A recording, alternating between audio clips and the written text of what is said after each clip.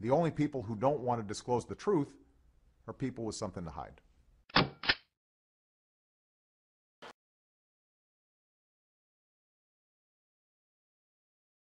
In one of the historic old buildings in the Tower Bridge complex.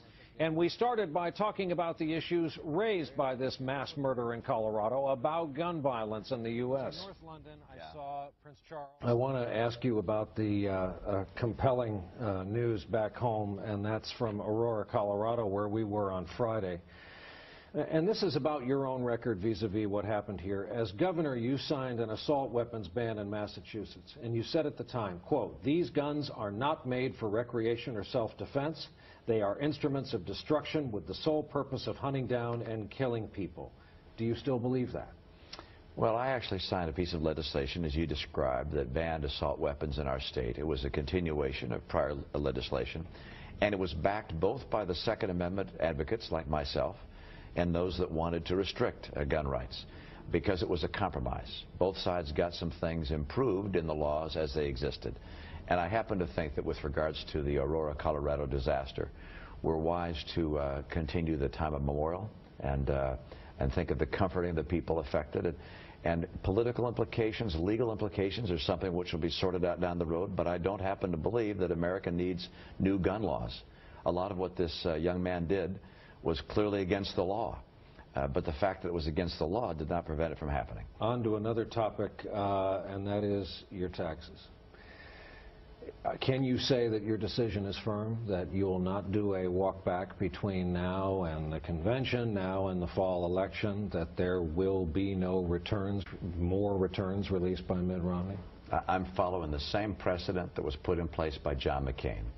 2 years, and by the way, hundreds of pages of returns for the Democrat operatives to go through and twist and distort and to turn in different directions and try and make a big deal out of. But you know, the American people are not real concerned about tax returns.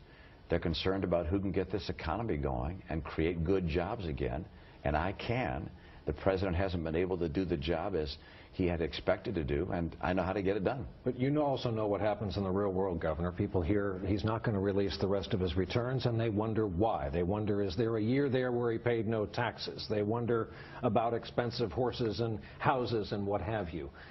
So I'll ask another way. What is it that is preventing you from releasing the rest of your returns? Well, one, I've released all the information about my financial holdings. That's required by law.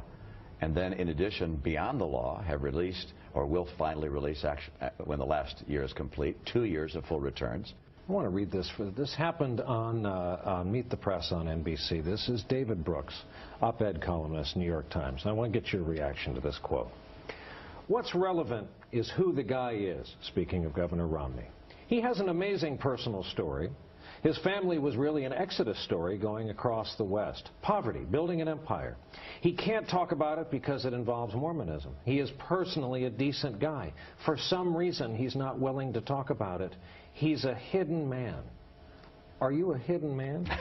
Well, no, and as a matter of fact, I'm happy to talk about my heritage. I speak actually quite regularly about the fact that my dad was born in Mexico, that with revolution in Mexico, my dad then, I think aged 5 or 6, came back to the U.S. with his family, that they went broke multiple times. His dad was a contractor. My dad didn't complete college, but went on to be head of a car company and then a governor. I think it's a remarkable story, and I'm very proud of my heritage. Without question, I'm a member of the Church of Jesus Christ of Latter-day Saints. I'm proud of that. Some call that the Mormon Church. That's fine with me. I'll talk about my experiences in the church. There's no question they've helped shape my perspective. I know how much you love quoting unnamed Romney advisors, so here's a Republican official familiar with your campaign selection process told the folks at Politico, "You are looking for a, quote, incredibly boring white guy for your vice presidential nominee." Can you confirm or deny?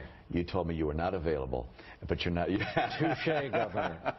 I can't give you anything on that front whatsoever. I can tell you I'm not going to announce it this week. While I'm overseas, I'm not going to announce my vice presidential running mate. But when the decision is made, I'll make that announcement. It's not made yet, but I can't tell you when it's going to be. That's something which we'll decide down the road. The only people who don't want to disclose the truth her people with something to hide.